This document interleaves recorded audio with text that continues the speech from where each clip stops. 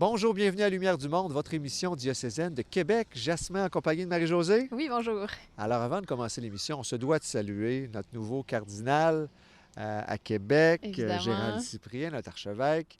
Il sera accueilli dans le Collège des cardinaux le 22 février dans ce qu'on appelle un consistoire. Et bien sûr, à Québec par la suite, il y aura une grande célébration. On couvrira le tout pour vous. On pourra fêter ça ensemble. Alors aujourd'hui à l'émission, on poursuit avec la deuxième partie de l'entretien avec M. Daniel Laliberté, qui nous parle de l'exhortation apostolique du pape François, la joie de l'Évangile, et qui porte un regard sur nos communautés à la lumière de son message. On parle aussi de la catéchèse et de la pédagogie pour les enfants de 5 à 12 ans. Et on commence l'émission en vous présentant certaines communautés nouvelles mixtes qui sont nées du souffle de Vatican II. Bonne émission.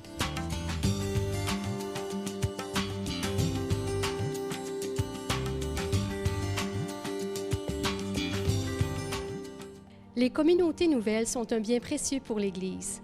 Elles continuent le travail réalisé par les différentes communautés religieuses traditionnelles. En poursuivant l'œuvre d'évangélisation dans un élan nouveau, elles s'inscrivent dans le souffle du Concile Vatican II. Nous avons rencontré pour vous des membres de 3 communautés nouvelles actives à Québec et à travers le monde.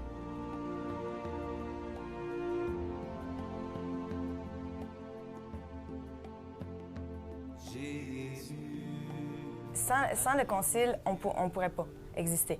Parce que, d'une part, on est né du renouveau charismatique et le renouveau est un peu vraiment une réponse aussi à la prière d'ouverture de Jean 23 lors du concile qui demandait vraiment une nouvelle Pentecôte pour l'Église à travers le concile. Et 2 ans après la fin du concile, bien, le renouveau charismatique catholique naît.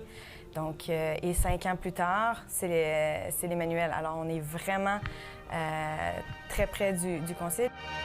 Pour 500 millions de catholiques, c'est l'événement du siècle qui a commencé à Rome avec la procession vers la basilique Saint-Pierre de 2400 pères de l'Église. C'est un concile qui a été surtout marqué pour toute... un concile, ça marque la vie de l'Église déjà en partant. Et donc, ça a permis d'avoir une réflexion théologique sur l'Église elle-même, sur son apostolat, sur son fonctionnement en général. Et on est parti d'une forme qu'on pouvait considérer comme pyramidale avec le pape, les évêques, les prêtres. Bon.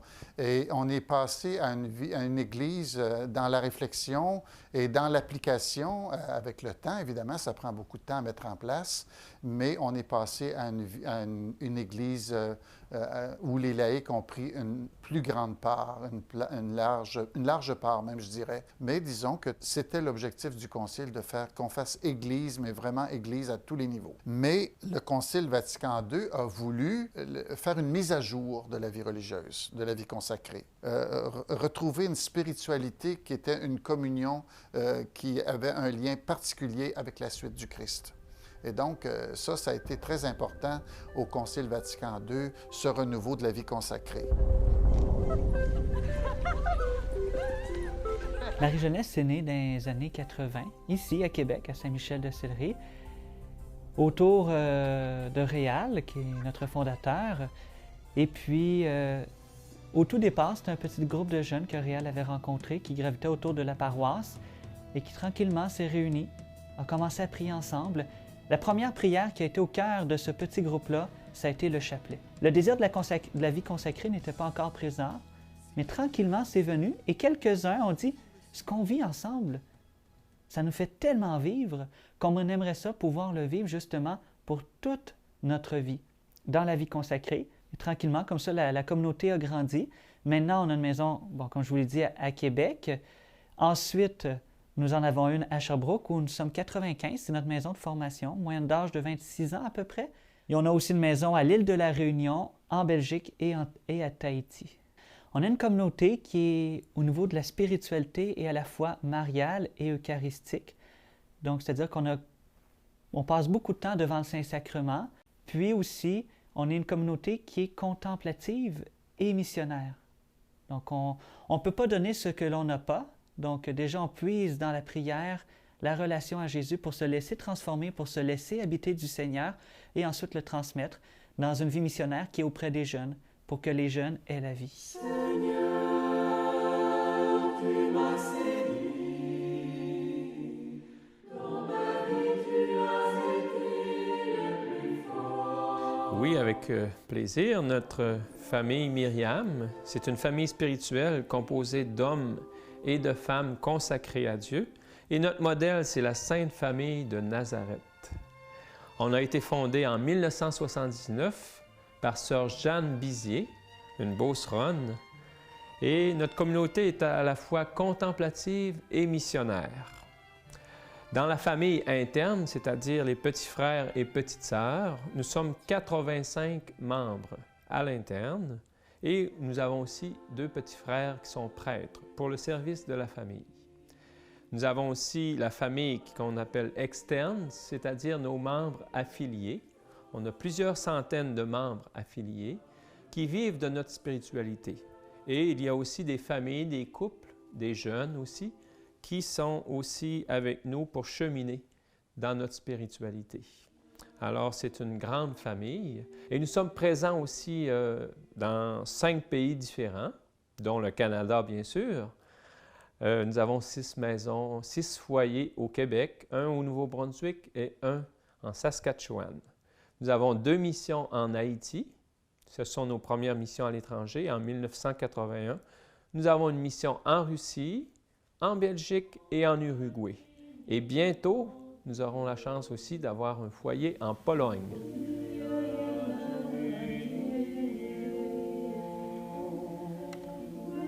Je dirais d'abord, sœur Jeanne faisait partie d'une autre communauté, les Sœurs servantes du Saint-Cœur de Marie. Et au cours d'un événement qu'elle a vécu, elle a été amenée à se rendre à Rome. Et providentiellement, elle a pu rencontrer Paul VI. Puis à partir de ce jour-là, elle n'a voulu qu'une chose, c'est faire aimer l'Église. Et petit à petit, elle a compris, on dirait qu'elle a compris par le cœur, qu'est-ce que c'était Vatican II. Que c'était une spiritualité de communion. Communion avec Dieu, qui nous fait connaître Dieu, expérimenter Dieu comme un Père, puis l'Église comme notre famille. Alors toute notre spiritualité, on pourrait dire, est née de ce souffle-là. Et on essaie de le répandre un peu partout.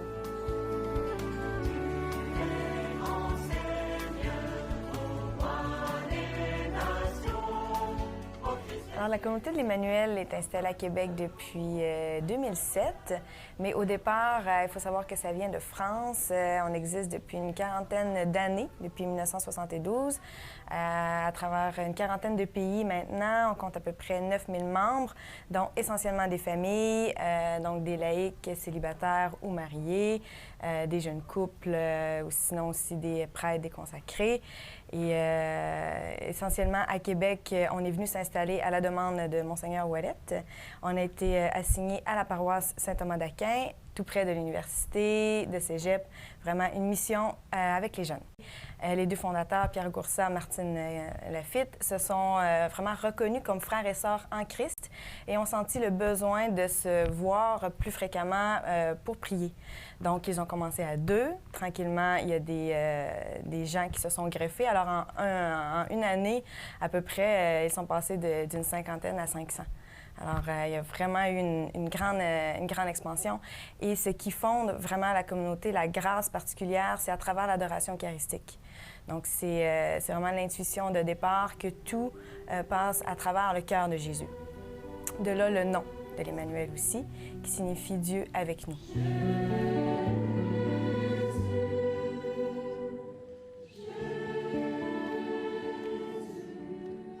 L'Emmanuel est vraiment à la base contemplative, mais c'est de notre contemplation que vient l'évangélisation. Les 3 piliers que l'on nomme souvent à la communauté de l'Emmanuel sont d'abord l'adoration.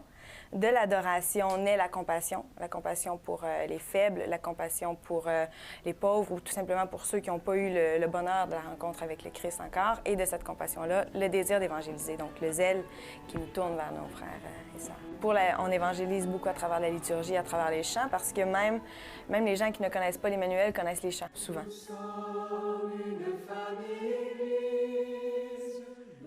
Notre but, notre mission, notre désir, c'est de vivre l'Église comme une famille. Pour ça, on a une spiritualité propre, donc un vocabulaire nouveau, puis beaucoup de petits moyens, comme les petits chants, la famille Myriam, qui nous mettent en relation avec le Père, qui font participer tout le monde aussi parce qu'ils sont simples ou ils tendent à être simples.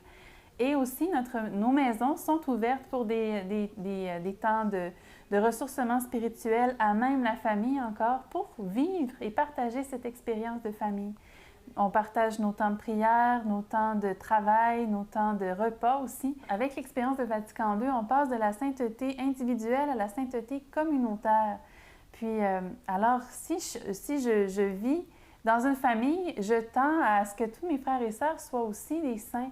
Puis moi aussi, je veux devenir une sainte. C'est aussi un trait de Vatican II, hein? Revaloriser le baptême pour faire des saints. Alors, l'oraison communautaire, c'est un des moyens pour vivre la communion puis nous conduire à la sainteté.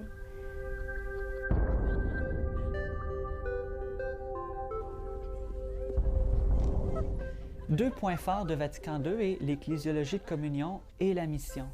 Donc, au niveau de l'ecclésiologie de communion, Marie-Jeunesse, c'est une communauté où notre charisme, c'est pour la beauté et la joie de Dieu, vivre tout l'Évangile avec Marie dans l'unité, la fraternité et la charité.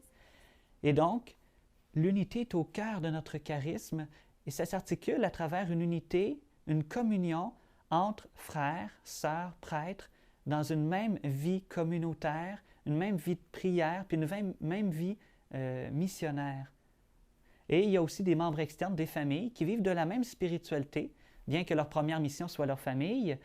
Ils sont très, très proches de la communauté, vivent des ressourcements avec nous aussi. Donc, ils sont engageants à la communauté, mais comme externes. Il y a des aspects de Vatican II qui sont dans la communauté. C'est sous le souffle de l'Esprit Saint, je pense, que Marie-Jeunesse est née, comme beaucoup de communautés nouvelles. Je pense que déjà, la vie mixte, frères, sœurs, prêtres, à vivre ensemble dans le quotidien, bien sûr avec une manière de vivre pour que on puisse respecter tous nos engagements. Mais je pense que ça, c'est un aspect qui est innovateur par rapport à des communautés traditionnelles. Et si on est là, Marie-Jeunesse, c'est parce que ces autres communautés-là, nous ont transmis le flambeau et qui nous supportent toujours aujourd'hui. On est là beaucoup à cause d'elle.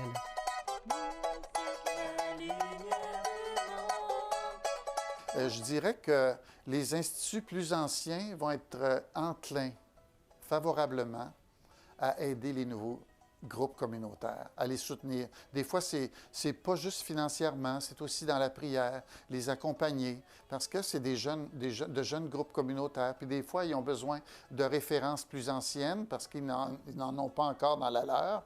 Et donc, il y a un bel arrimage, je crois, qui se fait entre les instituts de vie consacrée anciens, qui étaient déjà très existants avant le Concile, et ceux qui sont venus après le Concile. N'ayez pas peur, n'ayez pas peur, n'ayez pas peur.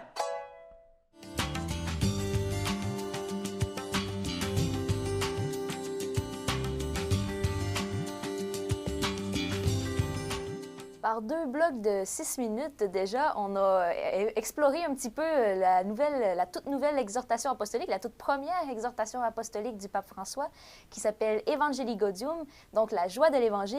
Et Daniel Laliberté, agente pastorale, théologien, est de nouveau avec nous pour pouvoir continuer d'en parler, parce qu'on peut quand même essayer de voir comment ça peut nous influencer, nous, ici, aujourd'hui, comment concrètement ça peut nous aider. Oui, tout à fait. Je peux te dire qu'en lisant le texte, à un moment donné, je suis tombé sur un paragraphe où on aurait cru entendre Monseigneur Lacroix parler. Tu permets que je le lise? Oui, bien sûr. Ça dit ceci. La paroisse est présence ecclésiale sur le territoire, lieu de l'écoute de la parole, de la croissance de la vie chrétienne, du dialogue, etc., etc. À travers toutes ces activités, la paroisse encourage et forme ses membres pour qu'ils soient des agents de l'évangélisation et les communautés de communautés. Hein? Monseigneur Lacroix parle de communion, de communauté, mais on voit qu'on est exactement dans la même façon de dire les choses. Mais ça ouvre toute une réflexion sur comment la question des communions de communauté, chez nous, est en lien avec l'évangélisation. On essaie de faire le lien entre les deux, mais ce n'est pas facile de travailler ce lien-là. Et le pape François nous indique quand même quelques pistes qui peuvent nous permettre de comprendre ça. Donc, il vient presque directement, dans notre réalité d'ici, au diocèse de Québec, nous dire on a quelque chose à apprendre de cette exhortation. Hein? Oui, et il le travaille sous 2 axes, je dirais. Il y en a un qui est très important, mais sur lequel on va passer un peu vite. Quand il pense à l'évangélisation, bien sûr, il y a quelque chose d'individuel au départ. Le pape nous invite tous à renouer notre relation de façon très intense avec le Christ, parce que c'est ça qui est le point de départ de l'évangélisation. Mais ensuite, il va ouvrir toute une dimension, un deuxième axe, je dirais, qui est la question de comment, comme communauté, on peut être évangélisateur. Alors, la façon dont il parle de ça, il va dire ceci. « Je désire demander spécialement aux chrétiens de toutes les communautés du monde un témoignage de communion fraternelle qui devienne attrayant et lumineux, que tous puissent admirer comment vous prenez soin les uns des autres, comment vous vous encouragez mutuellement, comment vous vous accompagnez. » Et là, il cite la belle phrase de l'Évangile qu'on connaît, ça vaut la peine de la répéter. « À ceci, tous reconnaîtront que vous êtes mes disciples, si vous avez de l'amour les uns pour les autres. » Donc, la première évangélisation est à l'intérieur même de la communauté. Exactement. Par L'évangélisation, ce n'est pas d'abord une question d'organiser des activités d'évangélisation. Les relations qui existent entre des gens qui appartiennent à la même communauté, en principe, c'est supposé rayonner, faire en sorte que les gens qui voient des chrétiens qui s'aiment dans la joie avec un sourire, parce que c'est drôle, à un moment donné, le pape, il va dire, je pense que je le citais la dernière fois, il dit, on dirait qu'il y a des disciples du Christ, mais qui ont un visage de carême sans peur. Quand je citais ça la dernière fois, si l'Évangile nous rejoint et habite nos relations, c'est supposé nous rendre joyeux. Mais cette idée-là, là, et ça, on n'est pas habitué de penser au témoignage communautaire. Tu te souviens, Valérie, on a fait ensemble une partie de la profession de foi publique le 1er novembre dernier. Ici, au diocèse de Québec. Oui, exactement. Et à ce moment-là, on avait posé la question aux communautés, comment sommes-nous communautairement témoins de l'Évangile pour aujourd'hui? Et c'était pas facile de répondre. Les réponses qu'on a eues étaient d'abord pas très nombreuses et plutôt évasives. On n'est pas encore habitué à penser comment être témoin comme communauté. Individuellement, on dit, bon, chacun va vivre ses valeurs d'Évangile et ça va témoigner. Mais comme communauté, on n'est pas habitué à penser. Est-ce que c'est un peu les mêmes choses qui sont mises de l'avant quand c'est individuel et quand c'est une communauté, mais d'une manière différente? Bien, ça reste toujours le fait de vivre l'amour. Mais ce sur quoi le pape insiste, c'est sur le fait de rendre l'amour visible, soit par les relations qu'on a les uns avec les autres, ou soit par notre implication. Regarde, par exemple, il va dire, c'est très fort, le pape dit tout le temps, sortez, sortez. Hein? Il va dire, l'Église en sortie, c'est la communauté des disciples missionnaires qui prennent l'initiative, qui s'impliquent, qui accompagnent, etc. Osons un peu plus prendre l'initiative. Jésus a lavé les pieds de ses disciples, le Seigneur s'implique et implique les siens en se mettant à genoux devant les autres pour les laver. Mais tout de suite après, il dit à ses disciples, « Heureux êtes-vous si vous le faites. » La communauté évangélisatrice, et là on rejoint notre thème, par ses œuvres et ses gestes, se met dans la vie quotidienne des autres. Elle s'abaisse jusqu'à l'humiliation si c'est nécessaire et assume la vie humaine touchant la chair souffrante du Christ dans le peuple. C'est quand même fort, c'est quand même très interpellant, c'est dérangeant. On sait comment ça penser comme ça, et il y a toute une réflexion qui fait au numéro 27 dans ce coin-là, sur comment il faut penser nos structures, nos réaménagements pastoraux doivent être pensés en vue de faire ça. On n'est pas habitué à ça. On se pose la question combien de messes on va garder, combien d'églises on va garder, on est dans etc. les préoccupations techniques. Bien techniques, bien collées sur nos affaires. Et lui, il dit il faut repenser les objectifs, les structures, le style et les méthodes évangélisatrices de nos communautés, justement en termes de mission. Comment tout est organisé pour que l'amour devienne visible et que ça donne le goût à d'autres d'entrer dans la joie de l'Évangile. Et il y a certainement une force de témoignage quand c'est toute une communauté qui vit cette façon d'être-là. Assurément. On le sait, dans les témoignages qu'on a reçus, par exemple, il y avait les communautés religieuses, il y en a quelques-unes qui sont venues nous parler, et là, on sentait leur charisme rayonne, elles sont habituées, en plus, souvent, elles ont un costume, mais il y a quelque chose de visible, de quelque chose qui s'extériorise de leur action, et ça peut être interpellant. Bien là, on est invité, comme communauté chrétienne paroissiale, dans notre façon d'être frères les uns des autres, de nos relations fraternelles, notre façon de s'aimer. C'est une façon de rendre ça visible. Maintenant, il faut se poser la question bien concrète. Quelle façon de faire vont faire que c'est visible? Si on est renfermé dans nos églises, c'est pas très visible. Alors, il y a toute une façon de passer à l'action de façon visible, justement. Donc, c'est une invitation communautaire, individuelle, une invitation pour tout le monde. Voilà.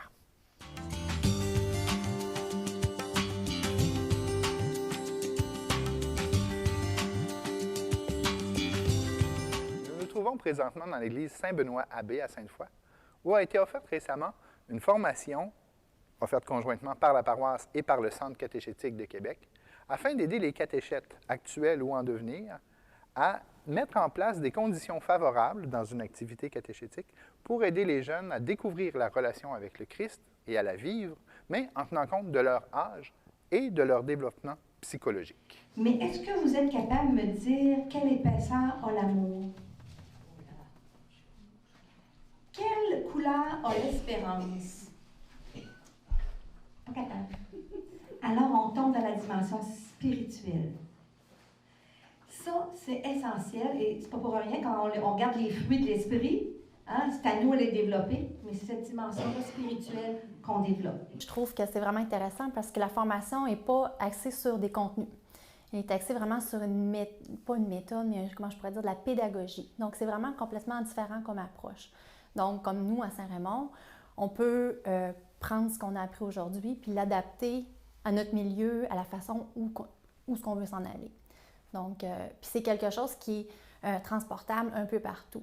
Et c'est quelque chose qui est actuel parce qu'on part d'abord des personnes, on part des enfants, de où ils sont rendus à leur âge.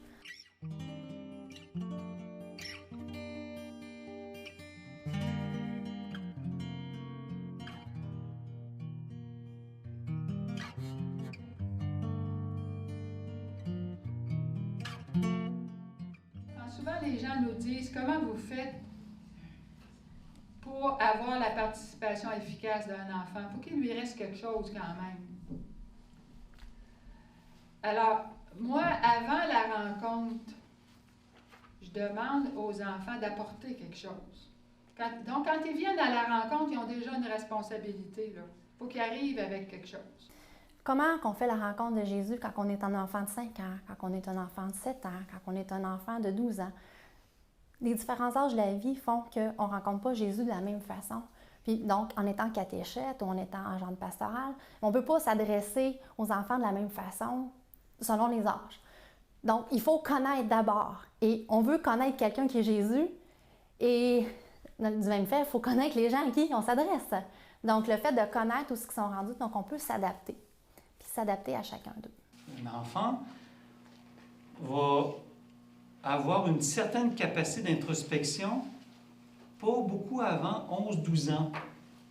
Mais il y a quand même certains parcours de catéchèse et autres. On dirait qu'on essaie de faire réfléchir à tout bout de champ des jeunes de 8-9 ans. Ils ne sont pas là. Ils sont là pour saisir le concret de la vie. Pas le spirituel qu'on essaie de saisir en dedans de nous. Ils ne sont pas là. Donc, il faut faire attention pour ne pas surcharger nos enfants avec des choses qui ne les respectent pas. Parce que l'enfant, il n'est pas tout seul dans sa réalité. Il est lié avec ses parents d'abord, son école, sa société, sa vie en communauté. Alors, nous, on doit pas essayer de les enlever de là pour former un être chrétien à 100%, sinon d'essayer qu'elle soit la lumière qui fasse l'effet de contagier les autres autour de lui. Évidemment, si on compte avec l'aide des parents, des personnes significatives pour lui, ça va être beaucoup plus facile. Mais je pense que c'est très important de tenir compte de tout l'aspect psychosocial qu'il y a dans son pastoral et tout l'aspect pédagogique aussi. Est-ce que vous auriez une idée, si on voulait donner une définition de la catéchèse, si on voulait la trouver dans la parole de Dieu? Où est-ce qu'on pourrait trouver ça? Mais là, vous avez le texte sous les yeux déjà. Fait on ne fera pas semblant. Celle que je vous propose, donc, elle vient de Paul. Évidemment, ce n'est pas une définition formelle de la catéchèse. Moi, je l'utilise pour vous essayer de définir ce que je comprends de ce qu'est la catéchèse, mais ce n'est pas parce que Paul a dit la catéchèse, c'est. Lui, ce dont il nous parle, c'est de ce que c'est l'expérience chrétienne fondamentale. Mais il le dit d'une façon telle qu'on sent que ça nous concerne quand il s'agit de proposer la foi à quelqu'un. C'est exemple, on veut que Jésus entre dans notre vie, bien, il faut qu'il y ait quelqu'un qui soit ses mains et qui soit son visage vienne nous rencontrer. Et moi, j'ai eu cette chance-là quand j'étais jeune.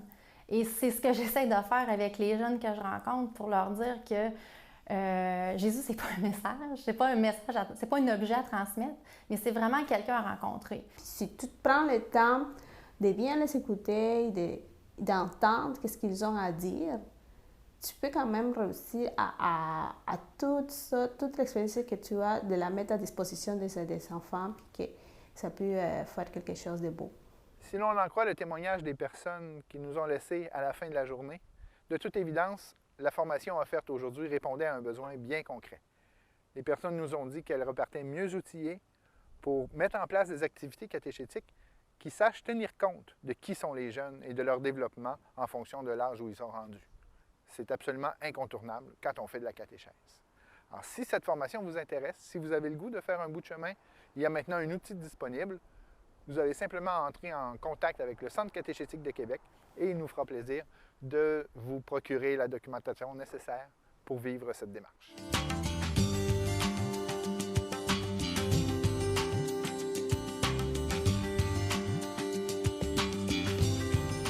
Marie-Josée, j'ai la chance d'avoir des enfants en jeune âge qui participent à des cheminements de foi en paroisse. Puis, chapeau à tous les bénévoles, à Jean de Pastoral, les prêtres qui se dévouent pour l'éducation à la foi de nos enfants. Merci beaucoup, beaucoup. Et également, pour les plus vieux, il y a des camps d'été qui existent. Alors, on en parlera la semaine prochaine avec vous. Et aussi, on abordera la question du nouvel âge. De quelle manière est-ce que c'est présent dans notre société? Et sur la Rive-Sud, il y a une nouvelle communauté chrétienne qui s'appelle Saint-Nicolas de Lévis. On vous la fera découvrir. À bientôt.